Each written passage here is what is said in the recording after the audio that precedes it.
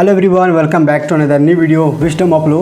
एक नए मुद्दे पर बात करने चाह रहा हूँ, ठीक है, जो कि हमारे चैनल के लिए नए होगा। बाकी बहुत पुराना टॉपिक है मर्डर, ठीक है। मर्डर ही अपने आप में एक बहुत ही बड़ा ऑफेंस है पूरे सोसाइटी के लिए, जो कि पूरे देश और पूरे सोसाइटी को इफ़ेक्ट करता है। ऐसा आप सभी लोग जानते हैं कि अगर कहीं पे अगर मर्डर हो जाता है तो सोचो कि इस सोसाइटी में क्या इफ़ेक्ट पड़ता है। वहाँ के सारे लोग डर से जाएंगे, सहम से जाएंगे, ऐसा सारे लोग ऐसा, ठीक है। तो नए जाने हमारे इंडिया में बहुत सारे कितने सारे मर्डर्स हर दिन होते रहते हैं। ऐसा किसी को झूठा केस में फंसा जाता है तो किसी को जानबूझकर मर्डर किया जाता है। ऐसा मर्डर एक्चुअली होता क्या है? तो मर्डर जो एक्चुअली होता है कि जहाँ पर किसी व्यक्ति को आप जान से मार देते हो, चाहे वो आप किसी बंदूक गोली होगा, चाकू होगा, किसी को पॉइजन दे दिए ऐसा, तो उससे किसी को रोड एक्सीडेंट में किसी को जान से मार दिए ऐसा, जहाँ पर आपका इरादा है कि आप किसी को जान से मारते हो और उसको बॉडी को डैमेज करते हो ऐसा, उसकी जान आप ले लेते हो, तो ये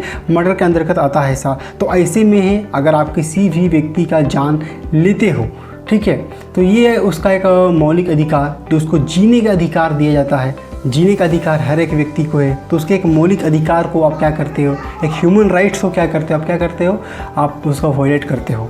तो आपको हमारा कानून, हमारा धर्म और हमारा कोई भी लॉ जो है आपको ये इजाज़त नहीं देता है कि आप किसी व्यक्ति को जान से मार दो। आपके साथ कितना भी बड़ा गलत ही क्यों ना हुआ होगा, ओके ना। अगर किसी को सज़ा आपको देना है तो वो कानून के थ्रू आपको उसको पनिशमेंट दिलाना होगा, लेकिन आप अपने से किसी व्यक्ति का जान नहीं ले सकते हो। लेकिन कई दफ़ा ऐसा होता है मर्डर केस में लोग फंसते हैं, लोग जेल में होते हैं, ठीक है। तो ऐसे में हम आज बात करेंगे कि मर्डर एक्चुअली भारतीय कानून में क्या कहा गया है मर्डर को लेकर के, किस तरह का सज़ा है, जमानत कैसे मिलेगा, वहाँ पर जुर्माना कैसे, सज़ा कैसे मिलेगा, इससे रिलेटेड थोड़ा सा आपको कानूनी जानकारी मैं शेयर करता हूँ। देखिए, मर्डर जो है उसका पनिशमेंट जो है बहुत ही खतरनाक है और सबसे बड़ा पनिशमेंट दिया जाता है मर्डर का केस में। और वैसे ऑफेंसेस है जहाँ पे वुमेन, ठीक है, और वैसा ऑफेंस है, लेकिन हम बेसिकली आज बात करने वाले हैं मर्डर पे। तो मर्डर जो है हर किसी के ज़ुबान पर है। आईपीसी की सेक्शन, इंडियन पीनल कोड जिसे हम कहते हैं, और हिंदी में भारतीय दंड संहिता। तो यहाँ पर अगर कोई मर्डर करता है तो 302 के तहत उस व्यक्ति को सज़ा दिया जाता है, आजीवन कारावास, ठीक है, आजीवन उसे कारावास में दिया जाएगा। उसको फांसी की भी सज़ा हो सकता है ऐसा। और जहाँ तक जुर्माना की बात करें तो उसमें जुर्माना भी उससे आर्थिक जुर्माना भी बहुत बड़े अमाउंट पे उससे वसूला जाता है, ओके ना। और जैसे कि अगर मर्डर केस हो जाता है तो यहाँ पे होता है कि समझौते की बात करता हूँ, तो समझौता इस केस में होना नामुमकिन सा है, नहीं होगा, क्योंकि ये नॉन कंपाउंडेबल सेक्शन है, ओके ना।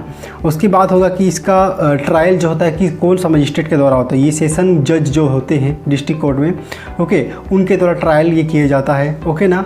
और जहाँ तक इसकी हम बात करें कि आपको फांसी की सज़ा देने की बात होगी आप, या ठीक ना, तो इसके लिए सेशन कोर्ट जो है अपने से जो है फांसी की सज़ा आपको नहीं सुनाएगा। उसके लिए हाई कोर्ट से परमिशन चाहिए सेशन कोर्ट को भी, तब जाके आपको फांसी की सज़ा होगा, मौत की सज़ा हो सकता है, और आजीवन कारावास आपको हो सकता है।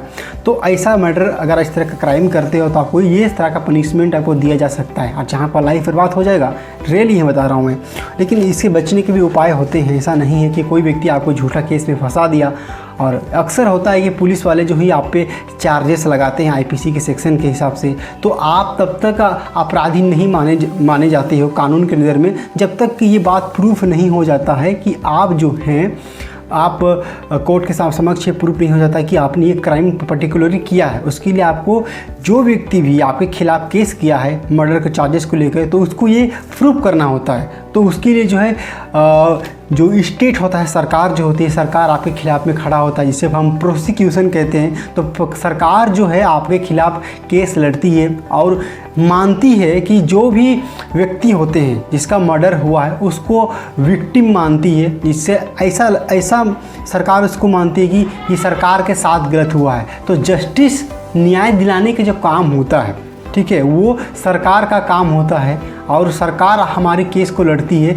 जो व्यक्ति का मर्डर हुआ है। और तो उसके जो परिजन होते हैं वो, जिसको घर वाले उस व्यक्ति को सज़ा दिलाते हैं, या पुलिस खुद में उसमें अपना प्रोसिक्यूशन बनता है, सज़ा उसको दिलाता है, ओके ना। और जहाँ की बात करते हैं बेलेबल, तो यहाँ पे सिंपली जो है सिंपली आप सीआरपीसी का जो सेक्शन है उसमें ये शेड्यूल 1 में क्लियर कर दिया गया कि ये जो मर्डर जो है नॉन बेलेबल सेक्शन है, तो यहाँ पे बेल मिलने की जो चांस है वो आपको नहीं मिलेगा। ठीक है, बेल ऐसे मैटर ऑफ राइट है, आप बेल ले सकते हो, इसे अप्लाई कर सकते हो, लेकिन आप बेल तब अप्लाई करोगे मर्डर केस में जब पुलिस ऑफिसर जो है आपके खिलाफ चार्जशीट फाइल कर देता है। और चार्जशीट जो फाइल करने का समय जो होता है वो 3 महीना के अंदर 90 दिन के अंदर जो है आपको चार्जशीट फाइल करना पड़ता है पुलिस वालों को, ऐसा। ओके ना, तो ये आप बेल के लिए अप्लाई कर सकते हो। और जिस कोर्ट में आपका केस चल रहा है, जैसे सेशन कोर्ट में चल रहा है, तो आप वहाँ पे बेल अप्लाई कर सकते हो। वहाँ से रिजेक्ट होने के बाद आपको घबराने की ज़रूरत नहीं है, आपको मर्डर केस में बेल मिलता है कभी कभी। ओके ना, तो उसके लिए आपको हाई कोर्ट अप्रोच करना पड़ता है। तो हाई कोर्ट के पास बहुत ही एक्सट्रीम लेवल का पावर है ऐसा। ओके ना, तो हाई कोर्ट आपके केस सर्कमस्टांसेस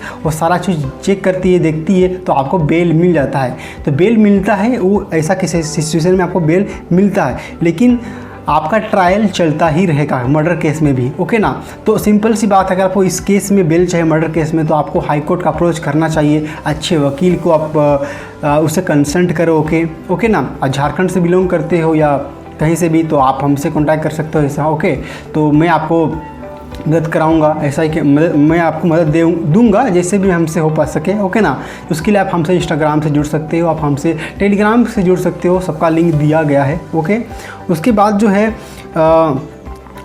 जिसमें कि आपको ये जो मर्डर का जो सेक्शन है, जहाँ पे आप बहुत ही गंभीर तरह का अपराध होता है, जहाँ पे इरादा सबसे मैटर करता है आपका सज़ा दिलाने में। तो आपको मर्डर केस में अगर आपको सज़ा दिलाना है, ओके ना, तो इसके लिए जो है कोर्ट में प्रूव करना होता है आपके इरादे को, कि आप ये पूरे इरादे के साथ, पूरे मन के साथ, मनसा के साथ उस सामने वाले व्यक्ति जो है उसकी हत्या की हो, पूरे प्लानिंग के साथ, तब जाके मर्डर के अंदर आता है। लेकिन मैं आपको जानकारी के लिए बताना चाहूँगा कि भाई डियर ध्यान सुनिएगा कि मर्डर केस में जो होता है, सिंपल सी बात, आपको फांसी होगा या तो आजीवन कारावास होगा। लेकिन वकील अगर आपका अच्छा है, ठीक है, तो वो कोशिश करता है कि अगर आपको आजीवन कारावास ना मिले या फांसी की सज़ा ना हो, तो उसके लिए आपके जो पनिशमेंट होता है उसको कन्वर्ट कर देता है कैपेबल होमोसाइड में। तो उसमें जो है मर्डर होने के बाद भी, मतलब कि आप सज़ा होने मर्डर का चार्जेस लगने के बाद भी आपकी सज़ा कम हो जाता है, 10 साल तक सज़ा आपका कम हो सकता है। तो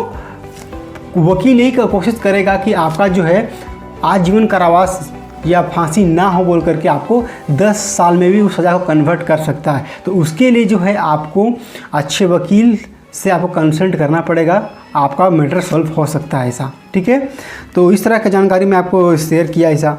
ओके ना, जुर्माना की बात कर, जुर्माना तो आपको कुछ भी देना ही पड़ेगा अच्छा खासा। ठीक है, और जैसे कि बेल के बारे में मैंने सारा चीज़ डिस्कस कर दिया। तो इस पर्टिकुलर वीडियो पे मर्डर से रिलेटेड मैंने आपको कोई जानकारी शेयर किया, आपको बेल कब मिलेगा और जुर्माना कब मिलेगा, जुर्माना का कितना दिया जाएगा, वो कोर्ट पर डिपेंड करता है कितना आपको जुर्माना चार्ज करेगा। ओके, लेकिन ओवरऑल मर्डर से रिलेटेड मैंने सारी चीज़ें मैंने आपको शेयर कर दिया। अगर इसके बाद भी कोई डाउट्स है तो आप हमसे जुड़ सकते हैं। ओके, पूछ सकते हैं क्वेश्चन वगैरह। तो चलिए इस वीडियो में इतना ही। जुड़े रहिए हमारे चैनल विजडम ऑफ लॉ के साथ। पहली बार आए हैं तो चैनल को सब्सक्राइब करना नहीं भूलिएगा। ओके ना।